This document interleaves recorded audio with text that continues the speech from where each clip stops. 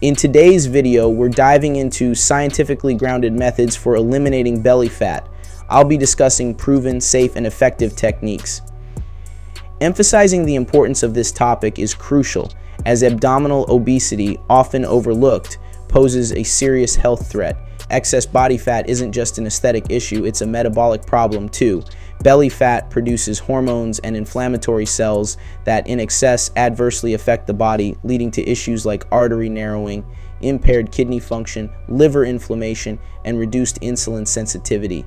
Abdominal obesity increases the risk of cardiovascular diseases, stroke, heart attack, hypertension, type 2 diabetes, dementia, non-alcoholic fatty liver disease, and certain cancers. It also affects cardiovascular and respiratory efficiency and can lead to sleep apnea. Studies show that abdominal obesity negatively impacts cognitive functions. In women, it can cause fertility issues and menstrual disorders, while in men, it increases the risk of prostate cancer and affects sperm quality. Let's explore why reducing belly fat is tougher than losing fat from other body areas. The fat tissue around the abdomen has more receptors that make its burning more challenging, explaining why the methods I'll introduce are effective. But before delving into these methods, it's worth noting the criteria for diagnosing abdominal obesity, which can be assessed at home by measuring the waist-hip ratio, WHR, with a Taylor's tape. Using a Taylor's tape measure, you can easily check for abdominal obesity at home. Start by measuring your waist and hip circumferences. The waist-hip ratio, WHR, is calculated by dividing the waist measurement by the hip measurement. For women, a WHR above 0.8 and for men above 1.0 indicates abdominal obesity. To tackle this issue, several methods are recommended. Firstly, it's essential to cut out highly processed foods rich in simple sugars and saturated fats, including trans fats, from your diet. Sweetened beverages are particularly harmful, and their substitutes, like aspartame, may contribute to abdominal obesity. It's also advisable to limit the intake of processed grains, such as white bread, pasta, and flour-based products. Instead, a diet rich in high-quality plant fats, like a low-carb Mediterranean or ketogenic diet, is recommended. However, remember that such diets should be followed short-term, ideally for a maximum of 1 to 1.5 years. Increasing protein intake is also crucial as it helps satiate and control appetite. Including fiber in your diet is beneficial too, as it promotes a feeling of fullness and regulates the glycemic response. An interesting discovery is the role of apple cider vinegar in stabilizing blood glucose levels. Studies have shown that regular consumption of apple cider vinegar can reduce waist circumference and visceral fat.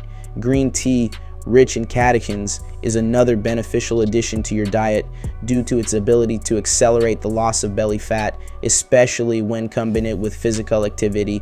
Coffee, a source of chlorogenic acids, has also been found effective in reducing abdominal fat in overweight individuals.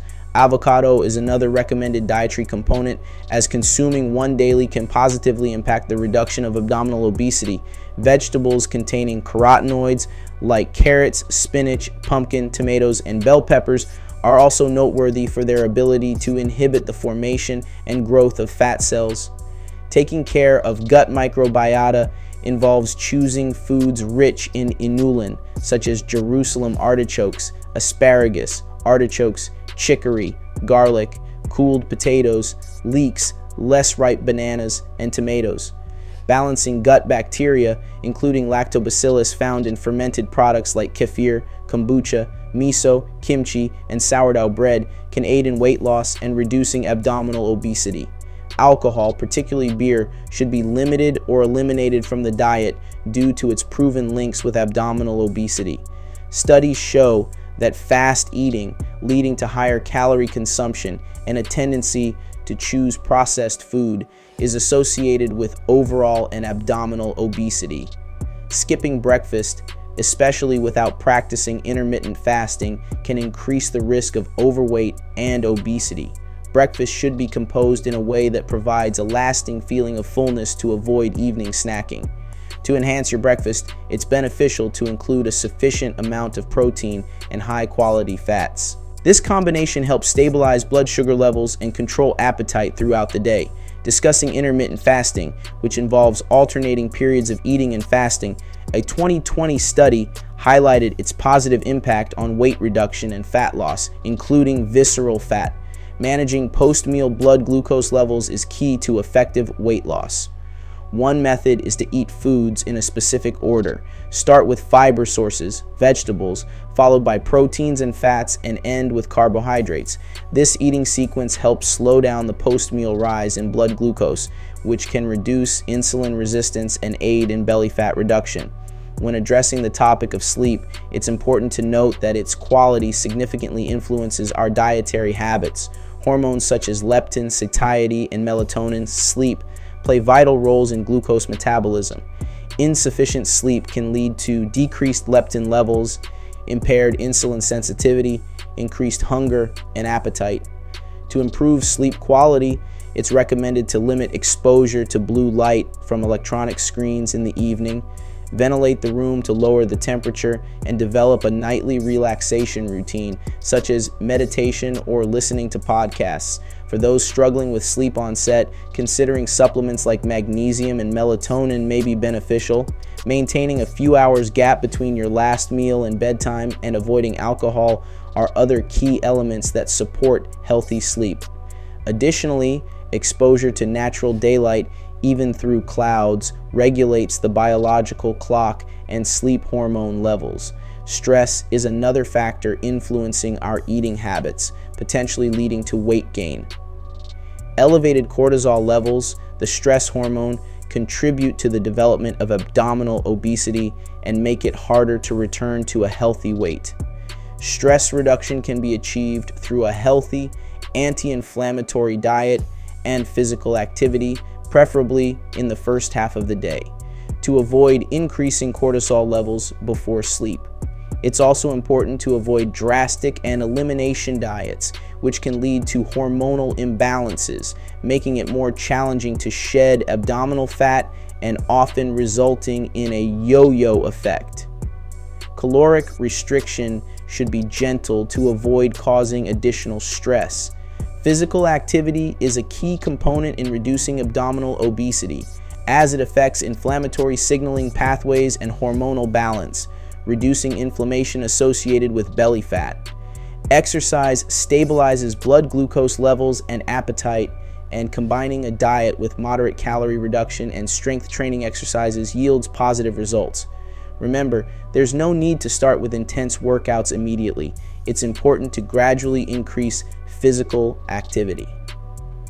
The small steps method is essential in building healthy lifestyle habits, just like learning to ride a bike or drive a car. Starting with daily walks, you can gradually turn them into a regular habit that continues over time.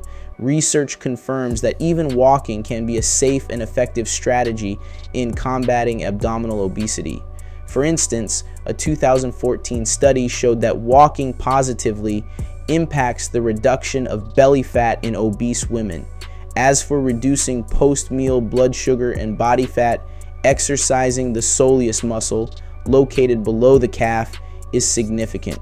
Scientists have discovered that contractions of this muscle significantly improve the balance of triglycerides and glucose, leading to a considerable decrease in post-meal blood glucose levels and reduced hyperinsulinemia. The soleus muscle doesn't use glycogen, but instead directly utilizes glucose circulating in the bloodstream, explaining its impact on lowering blood glucose levels. Exercises for this muscle are simple and can be performed both standing and sitting. When standing, it involves raising the entire body onto the toes and then lowering back down. Performing the exercise on an elevation like a step increases intensity due to a greater range of motion. While seated, the exercise can be done with added weight on the knees. All these methods aim to engage the soleus muscle, translating into better control of blood glucose and triglyceride levels, thus aiding in the reduction of abdominal fat.